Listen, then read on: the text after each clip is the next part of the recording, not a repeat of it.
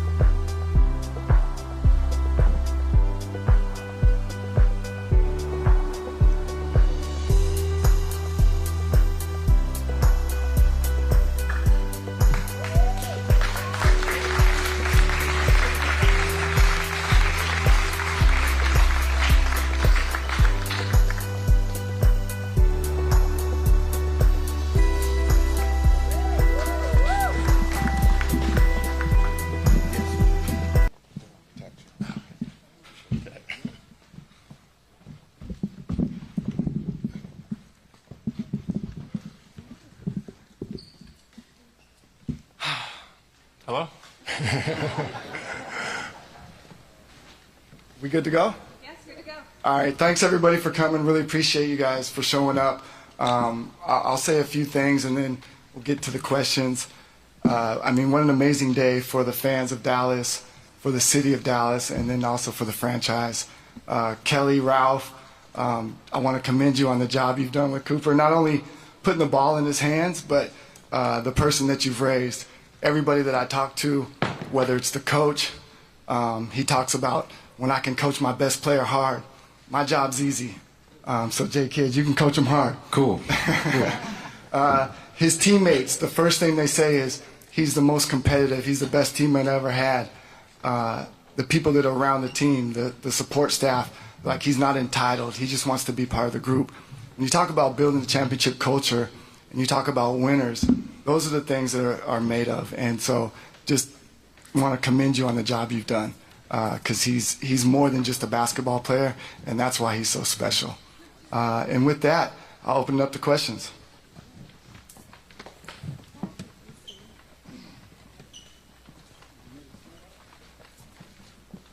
Welcome to Dallas, Cooper. We're happy you're here. First question, you're a versatile two-way threat. If you had to pick, would you rather make a big block or posterize someone with the dunk? Oh. Great question. That's a good question. I think maybe a dunk, maybe a posterized dunk. I feel like, there's a lot of energy that goes with a play like that. All right, thank you.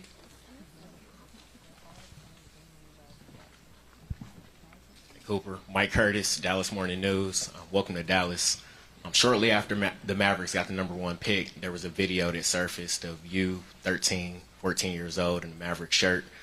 Could you just give us the context behind that moment, that decision to wear that shirt, and what did you know about the franchise growing up in Maine? Yeah, I mean, I think I was 13 years old. I had a really good friend who is a diehard Mavericks fan, and he's a little older than me, and he had kind of outgrown some of his clothes, so he, lent them down to me. And at the time, you're just wearing what you can, going through wearing clothes, and I love basketball, and so I just put it on and went for my workout. And do you know the summer league plan for you at all? I know it's still pretty early, but yesterday they announced that the Mavericks are going to be playing the Lakers. Just wanted to know if you had any plans. I'm not exactly sure on a plan. I'm planning on playing. But yeah, I'm not sure on any sort of plan. I don't think we've had any of those conversations yet.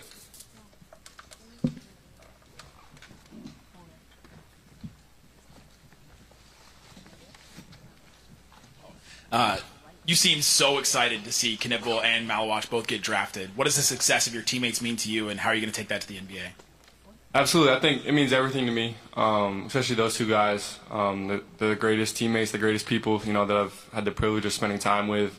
Khan was my roommate all year, and then Kaman, me and him have a really special bond on and off the court. So I think just being able to see that for them was really special for me. They mean a lot to me, and I think it's just such a dream come true for all of us that they're just really exciting for me. Tim McMahon, ESPN.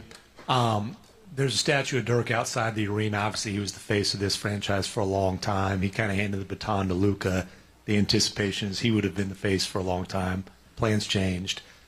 There's now that anticipation for you. How do you feel about kind of that lineage and the responsibility that comes with those sort of expectations? Yeah, I mean, I'm coming in just trying to learn and trying to get better every single day.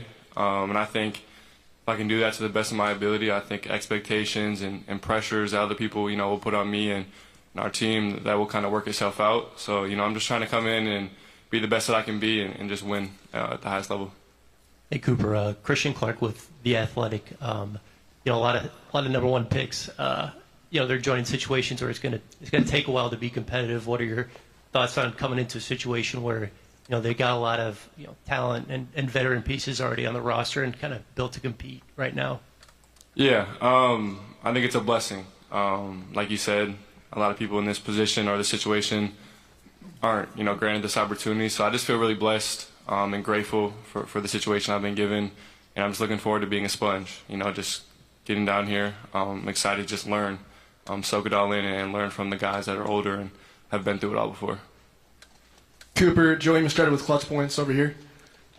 We talked to Paige the other day, Paige Beckers, and she said that she gave you a hard time for going to Duke instead of UConn. Want to get your thoughts on that, and then also just her overall game. What do you think about her game with her playing in Dallas as well? Yeah, I mean, she's great. Obviously, I went on a visit to UConn, and I was able to meet her when I was on my visit and talk a little bit. She's a great person. She's had an incredible career so far. But I think it's funny. That's just kind of how that back and forth college stuff goes. So I think it's funny. But yeah, she's a great player. She's had a great career, and she's a great person.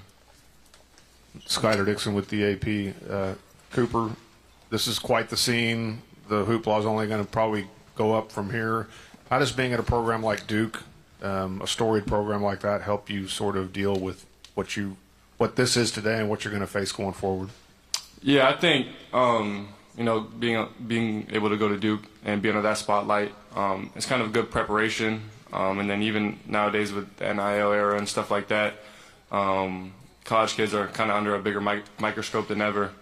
So I think it's a great preparation, honestly, for me to kind of come to the next level. And I've had a year to kind of deal with a lot of that stuff and the media and all that different stuff. So I think it's just great for me to kind of have that year of preparation.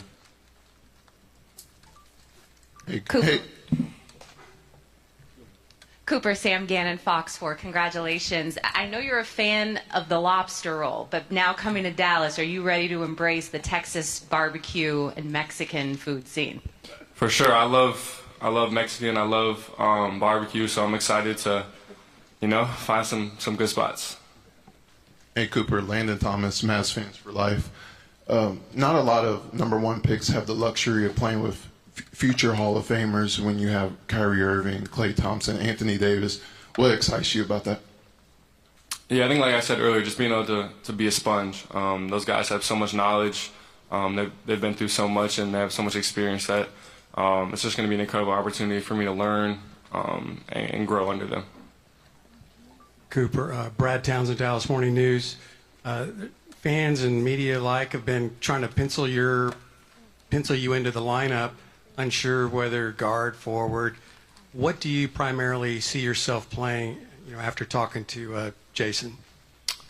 I think it's a versatile position, doing a lot of different things. I think, with the team, looking at the roster, we can play a really good brand of positionless basketball with a lot of guys that can do a lot of different things. So I think that'll be one of, the biggest strengths, and I think just trying to play to that and just doing whatever I can to help the team win. Jason, Eddie Sefko, Mavs.com. You've been and have been around a lot of young, talented players. How do you go about molding Cooper and bringing him along to become the star that everybody thinks he will be? Yeah, I think just from past experiences, being in this seat, being one, but just sitting here listening to him, is it incredible? I mean, we're talking about an 18-year-old who has all the right answers, and is talking about working out after this. But, when you talk about his gift, he's a basketball player, and he's a winner. And I thought he answered the question about position perfectly, because I don't look at the position. I want to put him at the point guard. I want to make him uncomfortable and see how he reacts, being able to run the show, being able to play the 2, play the 3. He's comfortable playing that, but we want to push. And I think he's going to respond in a positive way. It's all right to fail. It's all right to turn the ball over. We've talked about that. Just understanding the guys that I've been around that have been young, from Giannis, giving him the ball and he failed. But he wanted to come back and have the ball. So I'm excited about giving him the ball against the Lakers and see what happens. Let's get it started right off the bat. But, I think just his poise, he's going to be successful for a long time. He likes to work. He's not afraid to work. And he comes from a great family. So I'm very blessed, and the Mavs are very blessed to have him a part of the family. Cooper, Dorothy Gentry, iMessenger Media. 2 fun questions for you. Who's on your Mount Rushmore for NBA and WNBA players? And what's your favorite basketball movie and why? My favorite basketball movie is Hoosiers. That was one of my favorite movies growing up. I watched it hundreds of times. My Mount Rushmore of NBA players, I would say Larry Bird, Michael Jordan, LeBron, and probably Kobe. And then WNBA, Candace Parker, Brittany Griner, I think Asia Wilson is on there, and then I might put Caitlin Clark on there just because she's changed the game so much and is heading in the right direction, and I just love what she's been able to do. In the back, Nui Scruggs, NBC5. Question for you, Jason. Having sat in that seat before when you were drafted number 2 overall, knowing the expectations that the fan base has and representing hope, what's the one bit of advice that you could give Cooper that maybe you didn't have when you first came to town with all the hope and hype being a number 1 pick? Yeah, I think he brought it up earlier. He's very lucky to have veterans, future Hall of Famers. When you talk about Kai and Klay and then AD, just understanding the vets are going to, protect him and help him, and they're going to push him. When I was drafted, we were maybe the youngest team. When you talk about Jimmy and Jamal, we just didn't have a lot of vets. I know Mo Wiley's here. No disrespect, he was a vet. But we didn't have future Hall of Famers. So I think when he's stepping into this situation, there's no better situation for him to learn the game on and off the floor. Jonah Javad here with WFAA. Cooper, your parents are front row and have been an integral part of your journey, I'm sure. Was there a moment growing up in childhood that you remember when they kind of really fostered your love for the game? As soon as I can remember. I always had a ball in my hands. As soon as I was able to shoot outside, we had an outdoor hoop, mom, dad outside playing pig with us, shooting around with us, just kind of having the ball in our hands at a really young age. So they're definitely, the people that did that, and, I'm very thankful that they did. Cooper, Lawrence Dow, Fort Worth Star Telegram. You chose the number 32. Can you talk about what went behind that choice of jersey number? Yeah, so 32 has always been my number. I wore it as a little kid, wore it in middle school, high school. Last year, obviously, it's retired for Christian Laettner, so I wasn't able to wear it, but I'm just excited to get back to my number. Cooper, Faith Knight with D210 Sports. Being the second youngest draft #1 pick overall behind LeBron James, what advantage do you feel you possess that has helped you get to this point in your career? I think just having incredible people around me. I have a really good support system and a group of people around me that have helped me make decisions and things like that. Starting with my parents and my brothers have been with me every step of the way and kind of helped me to get to where I am in every way. So I think just having incredible people around me is really the biggest thing that's helped me to get to where I am. Abby Jones, DLS Sports. Cooper, welcome to Dallas and congratulations. This is a two-part for Cooper and Jason. Your team, your experience with Team USA and playing there, how has that kind of contributed to how you're going to transition into the NBA? And then Jason, with your experience with Team USA as well and the Olympic staff, as a player and now a head coach, how are you able to, manage Cooper and meet him there? Yeah, I think that experience was, really important for me. It was such a good learning experience for me to just be able to go out there and share the court with 12, 13 Hall of Fame caliber players. So I think it was just incredible for me to get on the court, get comfortable, and see what that was like. So I think that will help me make this transition and just being confident in myself. Hey, Cooper, Pat Doney with NBC here in Dallas. Welcome to Dallas here in the middle. Everyone around you talks about your competitiveness and that you've always been driven by being great from a young age. I'm curious, what is it that drives you, and what are your expectations when it comes to now your NBA career, to not make this the highlight of your career, getting to the NBA, being the #1 pick? Don't forget that question. Go ahead. Okay. Yeah, I think the competitiveness, I think it just started from a young age, playing with my brothers, playing with my mom in the driveway, fostering that competitive spirit and just loving to win. I think that's, a really big part of it is just loving to win, and that's why I play the game. I play to win, play to compete, play to play really hard. And so those are the reasons that I love the game and I fell in love with the game, and I think that's what's kind of created that competitive spirit and drive. Noah Weber from the Smoking Cuban. Cooper, welcome to Dallas. This is a question for both you and Coach Kidd. Cooper, from your conversation so far with your head coach and your general manager, what do you think that Mavericks culture is, and how can you add to that? And Coach Kidd, with how you know Cooper so far, how do you think that he can add to Mavs culture and what y'all have built?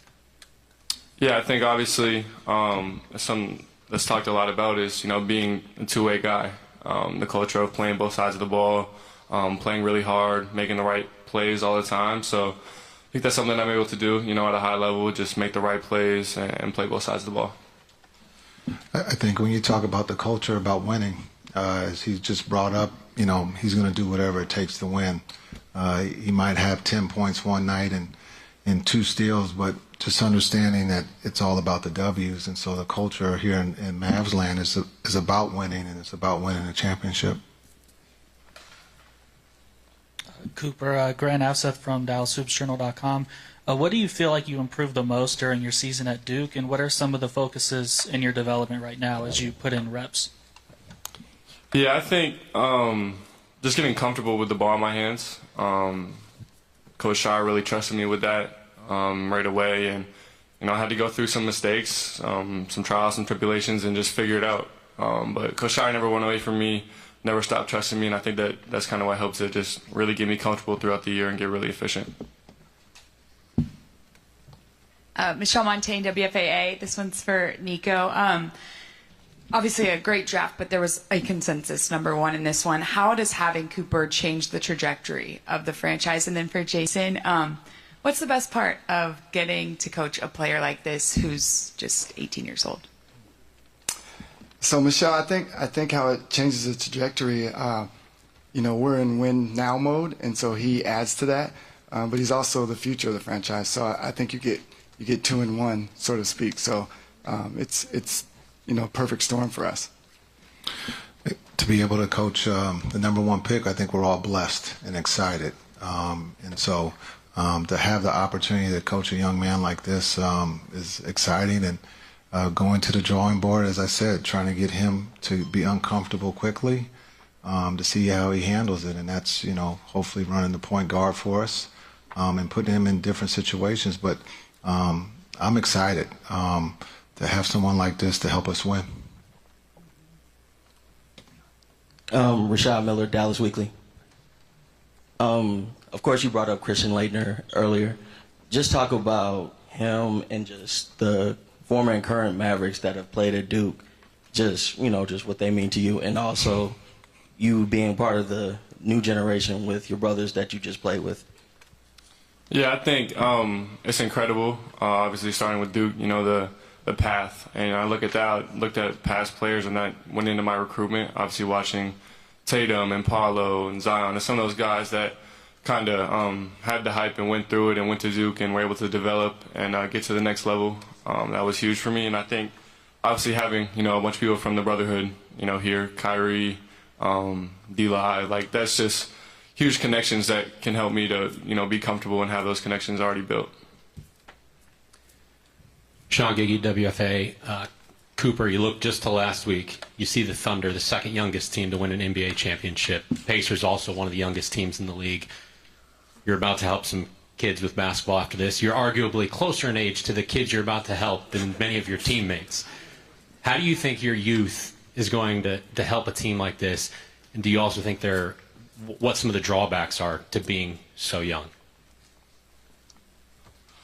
I'm not sure how my age will play into it, but I'm just excited to bring my game to the table and just bring the energy, both sides of the ball, and just try and impact winning in a lot of different ways. I don't really know what the hardest part will be. I guess we'll find out pretty soon. Hey Cooper, Christian Clark here with The Athletic. I think you were 4 years old when Kyrie got drafted, 5 when AD. I was just curious, do you remember anything from those guys' college careers? Like, do you have any memories or anything like that? No, I didn't watch them in college at all. But growing up, I got to see them, shine and play in the league a lot. And those are the two guys that I was able to watch a lot of growing up.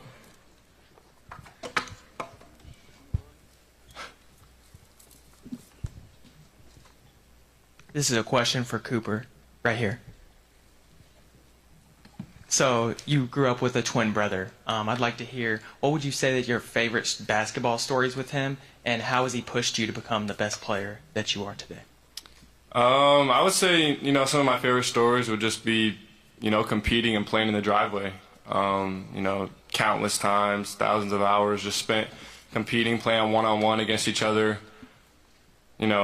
I'll say over half the time it ending in a fist fight, and somebody running inside and, going to their room. But I think just those memories of, being kids and just enjoying to compete and play against each other, during the summer and whatnot outside at our house.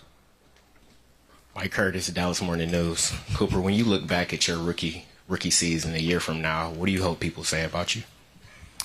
I would say just they would talk about how I was able to impact the game. I want to be a really high impact player and just impact winning at a really high level. Cooper, Abby Jones, DLL Sports. Jason Kidd talks about your work ethic and wanting you to be in those uncomfortable situations. What are you looking forward to about your first season in the league and maybe the uncomfortable situations? He's kind of talking about how you can grow and expand in your game. Yeah, I think that's exactly what I say, just learning, growing, and getting better through all the challenges and obstacles that are going to present themselves. Just looking forward to going through the season and learning. But I mean, it's something that Coach Shire talks a lot about last year. The obstacle is the way, and not hiding from anything. There's going to be a lot of challenges, so just being ready to face challenges and overcome them. Ron Murray, K104. This right here. This question for Coach Kidd and Cooper. Coach Kidd, you see how the NBA is evolving with different ball handlers, not necessarily the pure point guard era. So just your thoughts on what you'd like to see from Cooper going into this. And Cooper, what do you like to do off the court, like when it's not strictly basketball? Yeah, I think being able to have Cooper, he can handle the ball, as he's brought up. And so as we go forward this summer and throughout the season is to try to get the ball in his hands as much as possible so they become comfortable running our offense. And then when you have multiple guys out there that can dribble and pass, it just makes the game simple and easy. Cooper, over here, Leslie McCaslin with the Dallas Mavericks. I'm curious, obviously you didn't get to watch him play when you were younger, but what do you know about your head coach's playing career, if anything? It was in black and white, so definitely didn't see it. No, I mean, I didn't get to watch it a ton. I'm gonna have to freshen up, do my research. But I think, everybody talks about how legendary of a player he was. So I think, I'll have to watch some more and figure that out. But he was a killer. So. Thank you. A winner. Thank you. Ro Parrish, CBS Texas. Cooper over here, right this way. So talk a little bit more about the brotherhood and your relationship with D-Live. Could you go into that a little bit deeper? Yeah, I think Derek came back during last year when we were, in the preseason part of everything, and just being around. He was present. We were able to talk to him, hang out with him on and off the court. So I think it was really cool, just to meet him and kind of build a relationship with him. He's a really, really cool guy. So I'm just excited to continue to build a relationship with him and be able to share the court with him as well. Nico Harrison, Newy Scruggs here, Channel 5. Drafting Cooper Flagg, obviously fans have been happy. They're buying the jerseys. Do you think this helps heal part of your relationship and the fans after everything this past season? Yeah, I think so. I think it will help. Most importantly, I think it just, we're in win now mode, and we have a really good team, and Cooper adds to that. So I think the fans finally start to see the vision. This question's for both Nico and Coach Kidd. I'm just curious, when did you ever watch or see Cooper play in person, and what were just your initial impressions of him? Well, when I first watched him play, my first impressions were, wow, it'd be great to have the #1 pick. But no, just the way, he impacted the game on both sides of the ball, and he played super hard. And so that was my initial reaction. And again, us not thinking we would have a chance to draft him, I didn't put too much stock into it. It was more of a dream. Cooper, you've played at a lot of different areas and environments, the toughest competition. We've seen footage online that you've played at Rucker Park, the street ball capital of the world in New York. What are your thoughts about how well you played there, your personal thoughts? I think just competing. Some of those events sometimes you get away from, real basketball and real competition. But I think just being myself, competing at a high level, and just trying to win. Cooper, Brad Townsend from the Dallas Morning News again. I'm sure in the last 48 hours there's been a lot of wow moments. I really am a pro walking across the stage. I wondered about, it looked like you had pretty good accommodations on your flight here. And I was wondering if you could just describe that and your impressions of Patrick Dumont. It's been incredible. Like you said, it's been really shocking. A surreal feeling still. Just being here, being in these moments. But I think it's been incredible, and I think, being able to meet Patrick and his family was incredible. They have an incredible family, so I'm just looking forward to, continuing to build a relationship with them. Dorothy Gentry, iMessenger Media, right down here again, Cooper.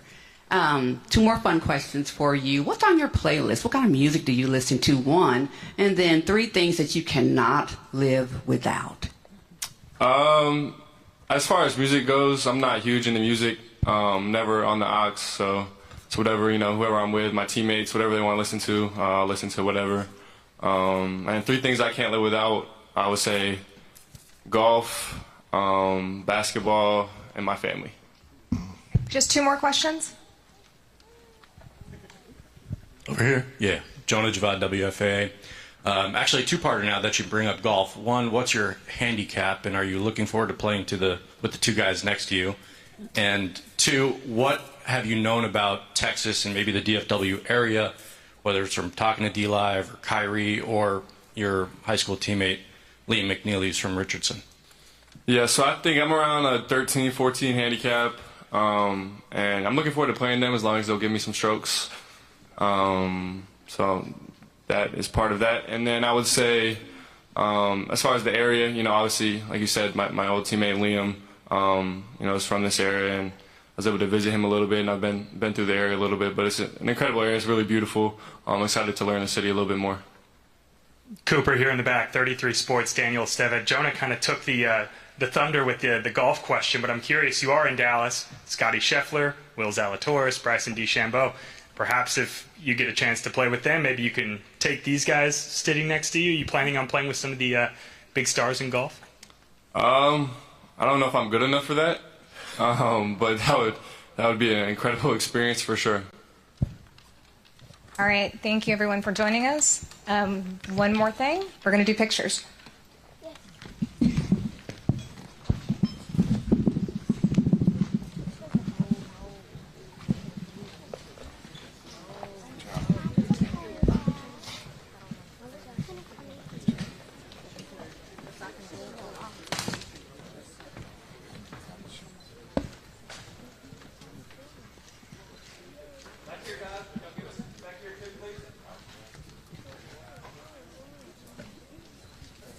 Everybody look.